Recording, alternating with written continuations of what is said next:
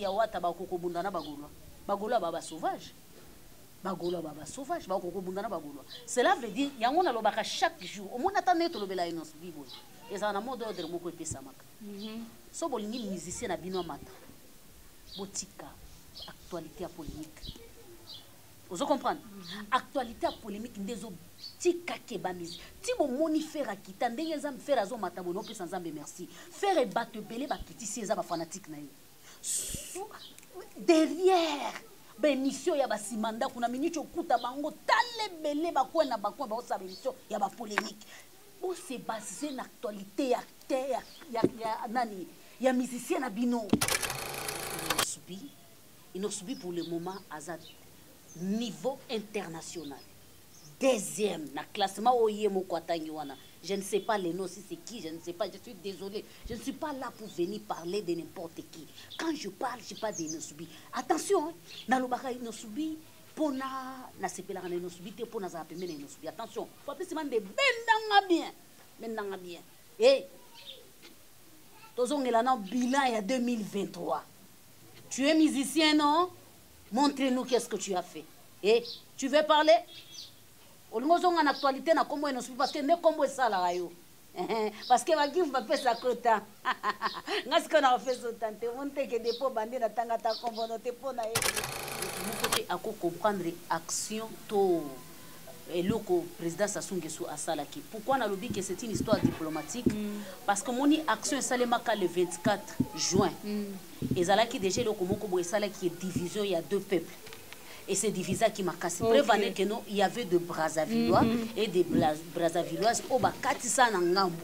Pour bailler na concert. Mais on n'a pas vu là où les Congolais ou les Congolaises ba katsa ki na ngambu po ba kende kolanda soki ezaka na quelques têtes on a kotanga ba koza la mibale Sassou Nguesso parce que employé a sali système moko diplomatique ko bengi sa frère gola na Brazza na même stade où ba humilier parce que stade wana ba créer ba salaki yango le 24 pour humilier Ferregola parce que pour eba ki keno tango roga zo beta kuna bakamati pe moi ba tête na biso mke we baloba keno ba pesa rapé moi makamna Congo to ko ignorete bakati seli bango kuna ba kesa le marketing c'était un plat on peut dire qui avant ba matsa Ferregola fallait gora nani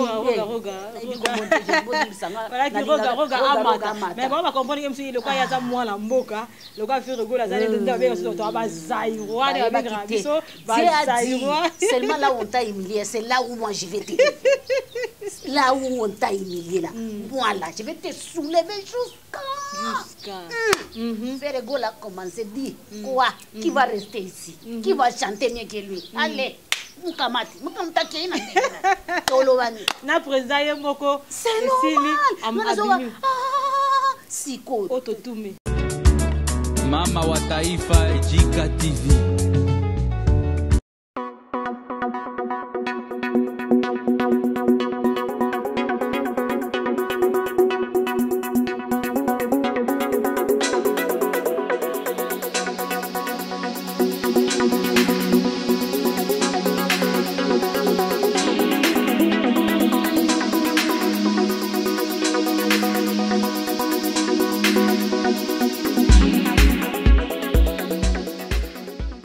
Pourquoi la comparaison ana ba tigre ba bitoleki ba gesmaote tabi bitoleki ba tigre et puis Anita Moirabu sorti médiatique na ye ko exposer mwana na ye abota na gesmaote alobi ke naza responsable ya kozwa soin ya mwana nga malgré papa na bango azwaka soin ya mwana te auparavant gesmaote abane ko annuler relation na mais siko akoma ko pouvoir puis azwaka pe soin ya mwana et puis clip mo gesmaote oti ko sala en plein clip gesmaote aza ko embrasser figurant tout fille mort basale na clip voilà est-ce que c'est important est-ce que c'est éducatif qu'on embrasser mutu na en pleine file et en pleine clip plutôt rechuté par rapport à Virginie Manganga ou à Tikolo pourquoi baza ko comparer héritier Watanabe na Ferregola Virginie Manganga lobby héritier Watanabe akora jamais kokana Ferregola aza ene na ye héritier Watanabe aza leki ya Ferregola totika comparaison entre les spiritas naba Gaulois. Voilà la liste ba sujet autre relebela mokolo ya lelo. Merci na to linga Gastel étoile fungana na plateau to saluer invité na biso akazaka to isolé na moko lelo kombo na enani Jika Judith Kalanga là je dis mboti bonjour. Bonjour Stella, bonjour na babone na biso nyonso, bonjour na ba étoile na Jika télévision. Bonjour na ba Christu ya monde entier, bonjour na ba kolanda biso na monde entier. Na pesi bino mbote parce que na ba reconnaître nga ba reconnaître nga na kombo ya dada wa taifa renommé a epesa mina ye moko Tigre le Molodo chef d'état-major ya mampinga ya ba griffe. En tout cas merci beaucoup. Rien à dire, on a pesi équipe mobimba ya oyo simbaka management ya Tigre yemoko na pesi bango mbote na pesi ba griffe tu ya monde entier na pesi bango mbote Fabrice Mande na sima caméra na ndeko na biso isusu na sima caméra na biko mbote nani Audrey Makela malheureusement ne bande le pesi mbote te Audrey Makela na pesi mbote parce que grâce na bino nde mokili mobimbe mona biso merci na bao ba kolanda biso merci pena yo pona uye kuyambanga olorenga nanika na chemi na bino merci pena ba boss na bino na pesi merci merci vraiment merci na Audrey Makela rosidicateur parce que misapi a soin na beka que na recontinuer à repéter Audrey Makela mbote babi noble Francisco babi Niclette équipe technique il y a Dieu souka le courageux balobi chez Regina Moudi cosmétique habillement na ville ya Bunia donc Regina Moudi cosmétique habillement na ville na Wenge abeti Fali abeti héritier abeti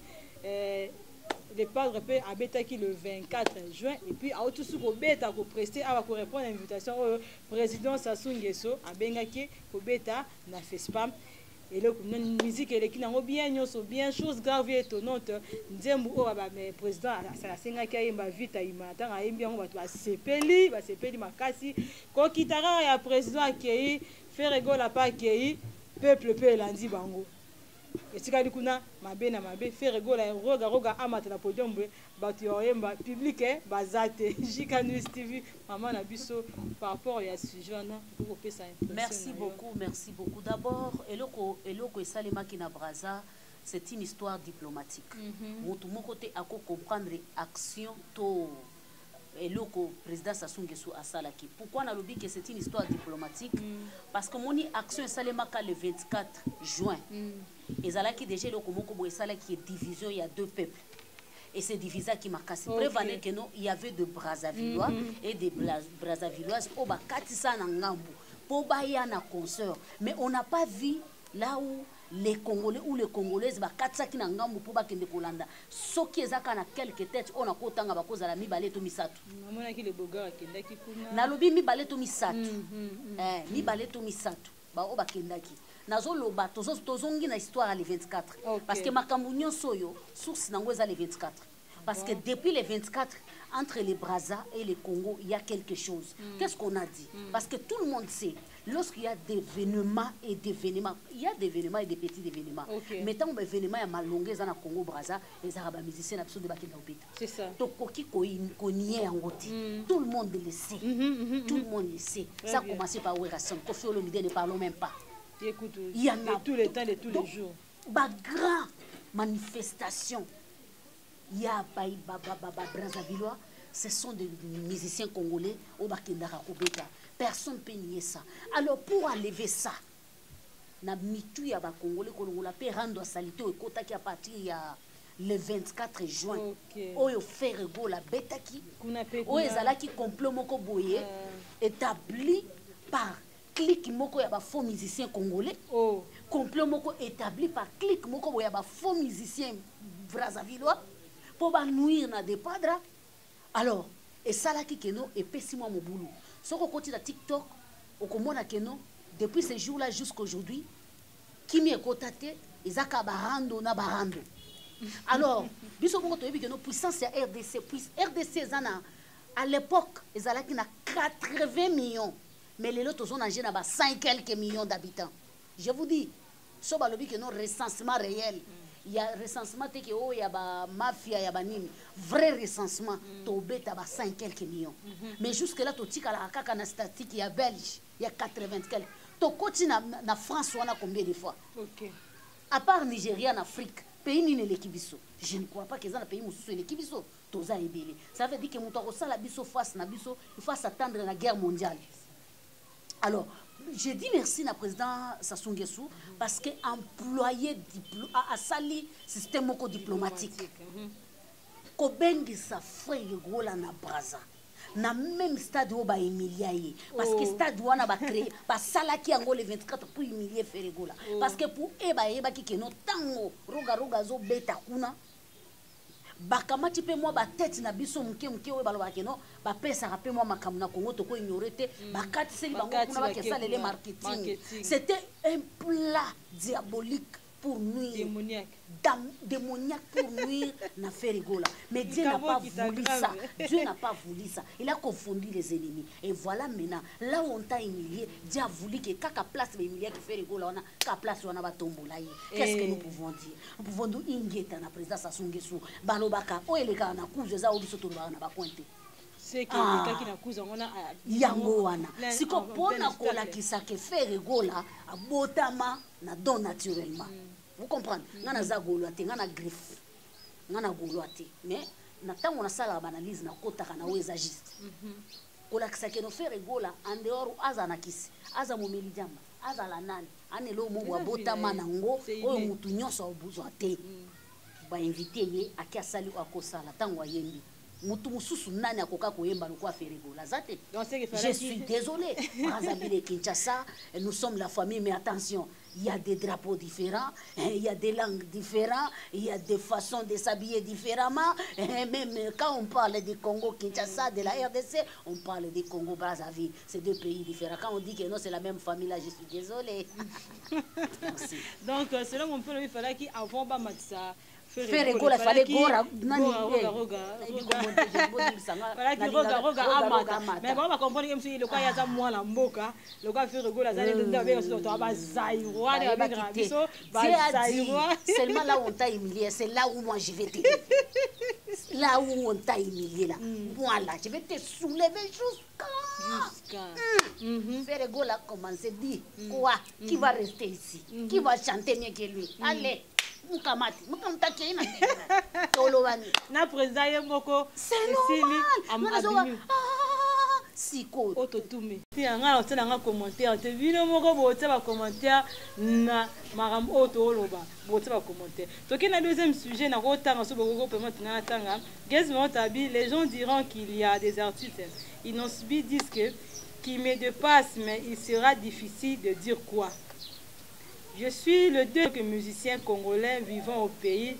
Par exemple, Gez Mawe te dit être le deuxième artiste congolais le après Fali. Chika, d'abord, Fabrice Mande bendelanga caméra pendant la bien. On a le bateau les cas. Comme on a autant en côté parce que ils ont niveau mon côté na motozo tanga. Quand on parle de Inosbi pour le moment Azad. Niveau international. Deuxième, na classement Oyemo Kwatangiwana. Je ne sais pas les noms, si c'est qui, je ne sais pas, je suis désolé. Je ne suis pas là pour venir parler de n'importe qui. Quand je parle, je parle d'Inosubi. Attention, dans le baka Inosubi, pona na sepelaka na Inosubi, te pona za pemena Inosubi. Attention, faut plus demander de bendanga bien. Bendanga bien. Et, tozongela na bilan il y a 2023. Tu es musicien, non? Montre-nous qu'est-ce que tu as fait. Et tu veux parler? On nous a en actualité na combo Inosubi parce que ne combo ça là yo. Parce que va give va faire sa quota. Ngas qu'on a fait ça tant on te que des po bandé na tanga ta combo no te po na ebiote. Je suis désolé ça niveau na vie sauté. Moi yo en actualité na combo Inosubi azate. Pour nous là c'est AO, c'est notre niveau tous les cafés ça na question. Non mais abima ninga na pamba te. J'ai dit pour nous c'est en haut, c'est notre autre niveau. Il y a des choses on peut comparer et des choses on ne peut pas comparer. Je dis bien, on peut passer. S'il vous plaît, ma chérie, vous voyez, un moko boinga na kondaraka tigre. Omoni ndeko wana. Tia koma na ba niveau wana ezaki tigre muto apesa yengengi. Pourquoi? Azalaka kosala soki aleki tigre aleki. Ozo comprendre? Et pourtant soki tigre salaka yango te. Muto wana lingaka zwa ngengete. Alors pour le moment, on a ce qui coûte mutuazana y égalité moko. to répondra été bongo yo nyau to répondre na égalité mo wana nani wana on doit égalité mo nani parce que mutu ba égalité mo wana azape je sais pas ça je dis bien tu sais bien pour le moment on n'a pas besoin de musique locale on n'a pas besoin de musique locale quand on parle de Inosubi on parle de niveau international je dis bien Inosubi na 2023 le 23 le 25 Inosubi a représenté République démocratique du Congo. Je dis bien, République démocratique du Congo, na festival couleur café, na Belgique, na Bruxelles. Il est le 3e musicien. Après Papa Wemba et Fally Ipupa. Lui, il est 3e. Quand on te prend là-bas, cela veut dire qu'on a sondé. Il n'y a que 2 musiciens internationaux qui partent représenter leur pays. Je dis bien que Inosubi est parti pour représenter la République démocratique du Congo. Cela veut dire Mungala, Mouswahili, Moukongo, Mouyanzi, Moutetela, Mouluba. Il était parti là-bas représenter tout le monde. Il est le 3e musicien. En 2023, c'est écrit. Quand on va vous dire 2024, on ne sait pas qui va aller représenter la République démocratique du Congo. Mais il est le 3e. En 2022, c'était Fally Ipupa. Lui, Menala, c'est en 2023. J'ai dit, quand on parle de niveau international, là, on doit parler des choses. Il y a des choses qu'on veut laisser. Tout ce qu'on a banami, que on va pas discussion à TikTok. Tout même mango na carrière musicalité. Il y a un des oboma. Dis-moi, flèche et combien de niveau nini? Betelangai, flèche et combien de niveau nini? Yo so yebi singa na webi so que flèche na micho to okende 1,2 million dans quelques. Ils ont 1,2 million. Et ça déjà sur le marché. Featuring avec Harris, musicien international. Pardon, Natozonga Mwasima, bisous vu que Rebo, la femme de Tigre, il est à dans la baie de production il y a monsieur Ferrigola. Mais absence wana qui il n'a Rebo cause à l'absente na concert au Ozala qui n'a point de presse il y a Ferrigola. Ozala qui n'a point de presse il y a Ferrigola. Merci beaucoup.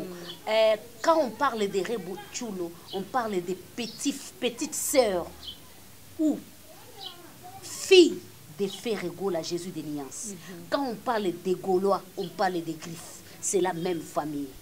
Ferrigola a annoncé à Rebo Chulo qu'il n'a pas invité au stade. Rebo Chulo, ils ont voyagé puis pour la première fois. Préparer bien avant. Ils ont raté que la mouki n'a aucun de pototé. Donc écoute à invitation, il y a Ferrigola. Rebo déjà dans la démarche à aucun de poto. Aïbisa est présent. Tant que na kozala, tant que na ozalate. C'est pour cela au moni bagola bakoka kolo de l'autre côté parce que baïba déjà où est kana na cuisine. Si qu'on a tourné, Rebo Chila zaki na stade té. Mais stade ça va. Mais représentant na Tunis, Rebo Chila zaki na stade té. Ma chérie, Christella, répondez-moi. S'il te plaît, je ne vais pas parler. Rebo Chula zaki na stade té. Mais stade ça va. Ça va, mais quand ça va, on est comme une comparaison que Rebo lui sous-souté, Victoria a eu place, il y a Rebo, Victoria a remplacé Rebo.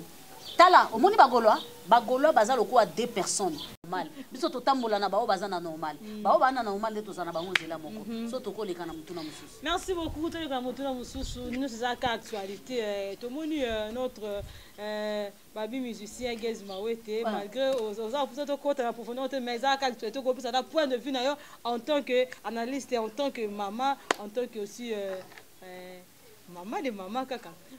Gez Mawete clip moko boye ezo leka awa tozo mona on peut na YouTube to mona on peut na internet chose grave et tout notre but que tout bon muto ça la clip na figurante to na nani jamais comme à niveau ya ko s'embrasser makasi bon vraiment ezo lo ba déjà Christella s'il vous plaît Christella mutu nyonso aza na façon na ya osala makambo na ndenga alamu omonde okutinga boye moi ebimi na latinoir mutu mususu akoti na lupango na nga rotuna nga jika pourquoi na climat ya moi bo latinoir en plus na mabo milai pourquoi na kendo juger mutu asali eloko esepelisi na okota ngo na ndeni soko tuninga siko pourquoi Inosubi alobi chérie longola nini tolo be wana nde na okota na mutu nga bia biloko na moyena kota ngo na muzindo ezati soko yo obimisanga na ndako nanga na kikota na chambre bato na ndenge nini ya toleka pesa masolo toleka tokoma na suka na éviter quoi na éviter si quand ça ngala na éviter quoi na éviter pour une sortie médiatique ya Anita Morabu a exposé mwana na ye o abotana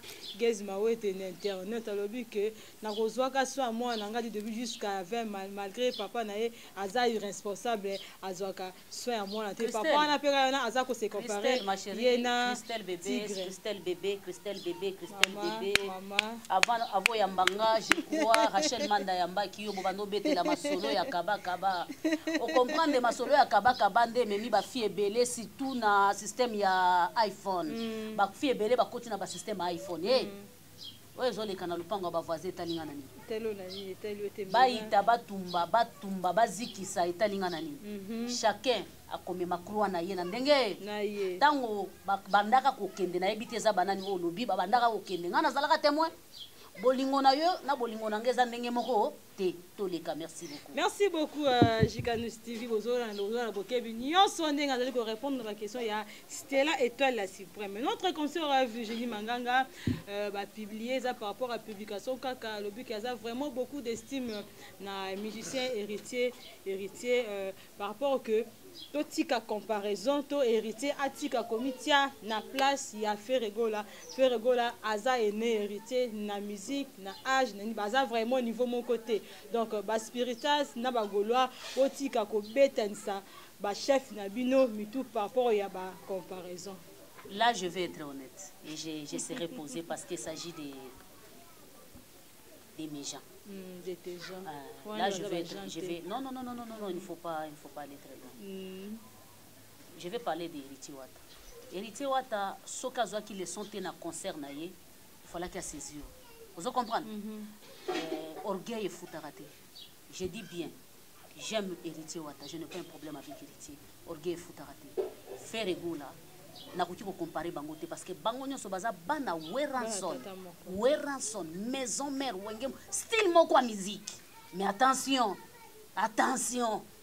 faut pas comparer quelqu'un que tu ne peux pas comparer avec toi. Et au cause na bato, au cause na ba sponsor. Mais faire égoula beti musique ni concert azana sponsor te mais ils nyonso to moni sponsor azalate ma chérie azalate toleka ona kolo bezani soki eza ba fanatique ndeza bazokota bango na mbudu bango moko ba président ba osani yoza ki ya Wata ba kokobunda na bagolwa baba sauvage ba kokobunda na bagolwa. Cela veut dire yango na lobaka chaque jour au mona tane to lobela ino bibo eza na mode ordre moko epesa maka so bolingi musicien na bino mata botika actualité à polémique. Vous comprenez? Actualité à polémique ndezo tika keba musique. Ti bo moni faire akita ndenge za faire azo matabo no pesa nzambe merci. Faire bato belé ba kitisi eza ba fanatique na ye. Derrière ba émission ya ba simanda kuna minicho kuta bango tale belé ba kwena ba kwa ba osa émission ya ba polémique. Bo se basé na actualité ya nani ya musicien na bino. Actualité musicien na bino pour le moment zanini to banda ko mona kala na ba plateau télévisé tango musicien azoleka na TV azopesa nde news ya boss na ye ozolanda okoti singa awa yo yebaki keno inosubia binisa ki clip moko na kombo ya Flex oyebaki te menga na koti siango pourquoi pour na koti na ba abonné à tous les deux chaînes que non Flex eza sur le marché et tambola kitoko na minute za numéro 1. Donc surtout que bite Flex pe akobeta pe yo pe ba pesa na ndenga baje makamno so yeke kitoko mais pour beta actualité ya mutu na bino onyo c'est ça polémique boko isango na se botombo la carrière na ye so bolingi bo sala débat to fanda to mona ba pays mosusu ba pasteur ba osa ba débat yo musulman nga chrétien to fandi to sala débat ya Coran na Bible to sala débat carrière musicale et ça ndengeni vous posez o ya leki o surtout que to checker o ye pas na mbongo na ndengeni surtout que to checker o za na mbongo na est-ce que cela nous regarde ce qui to fanda ka to lebela ba musicien to lebela bango par rapport à carrière musicale au moni tango tangeli ngai mutu moko boy na yebisio ki komekate parce que na minicho yo eloko wana eza na service to likolo eza niveau international ce qui na lobika kana pesa yo bilan ya inosubi de janvier à juillet ma chérie au kokate Oh, kokate, c'est très lourd. C'est très lourd. Même si c'est trop lourd, kokate, c'est compliqué. Il y a un musicien qui joue avec des paroles. Il y a un musicien qui joue avec des actes. C'est ce que nous voulons. Na clan Wenge.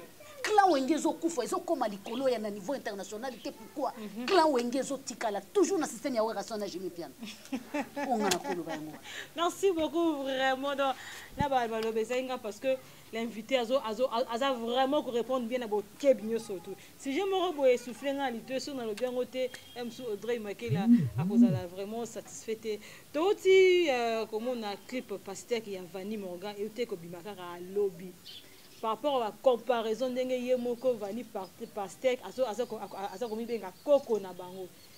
Azako se comparer na mama na bango Rebo Chulu mais to mona ki nzembo ya Rebo Chulu ya muka international tel bimaki e umela kite mbala moko ba 1 million de bani mais pas texte ya pasteur ki yote bima ya Vani Morgan ezo sala penza ba vite puis to côté na chaîne YouTube na yeto tala ba commentaire ba to bazolo ba ya rien à dire akoyemba nini elo ne malunga koyemba bo na bo atira ko se comparer na Rebo bo na invité tout suite moi na actualité wana. Je suis là pour les gens qui font quelque chose dans la société. Je ne suis pas là pour les gens qui détruisent l'image de la jeunesse congolaise. Donc si tu ne fais rien, pourquoi je peux me mettre là pour parler de toi? Parce que, ma chérie, je suis là pour nous moi, bateau, bakosa makamboati dans la société. Okosa makamboati na te. Okosambwisa jeunesse na biso. Okosaka makambo mutu. Yo ososa ba fibilo konyo so salité ya bosoto. Ngasiko na kofana. En même temps koto kidnapping. En même temps koto natika tosia kidnapping oba koki kokangela ngata ndeko na ngai na banda koluka na kende kosamba na banda kobeta makambo ya muto na yebite ni de près ni de loin. Rebo ye wana samedi akendaki na kananga plein siko na sandengini Rebo kutu na lobeli ete ponga soki na telemi na lobela ka inosubi kaka muto na yebite bisika uti ate bandite na yeba na lobande. Ah, ça c'est jouer avec les gens. Je suis désolée, ma chérie. Vraiment, merci beaucoup. Toi, tu t'es sous mon qui est tout mon parce que kidnapping ils ont continué kaka. Parce que tout a été déjà dit et puis réponse claire, bien précis. Boyoki, bozui, ba réponse à la question aux gens qui n'ont pas posté télévision et puis na ba smartphone. Ça synthèse par rapport à notre banaki ne bande de pistes et puis programme il y a notre inosubi puis le par rapport il y a que clip oyo baoti bozanango sur le marché. Merci beaucoup ma chérie. On a kolo bezani no monelo ko salimi na Brazzaville et ça leçon. D'ailleurs bato bazo ça la polémique c'est yango bo ça la sous polémique té eza dossier moko diplomatique oyo que président Sassou alingaki abongi sa relation entre ba musiciens na biso parce que échoka ki bango to bosanité dossier lisusu ya Kofi de Brazza na Kofi na biso et créaki lisusu rankini moko boya ya makasi entre les deux peuples entre les deux cultures. Cela veut dire que poto zongi sa population sto yebi que no tango événement ya makasi zaka na Brazzaville ba musiciens na biso kande ba betaka prévane ke bakendaki ko beta Ferego la zobima président zobima Ferego la zobima abimi pena batunyonse et pourtant c'est pour vous dire que non, en histoire il y a musique et quand musique c'est quoi sport. Tolinga ba Davido poani. Tobina ba musique ya ba Davido nini. Na yoka anglais te nini te mena linga Davido.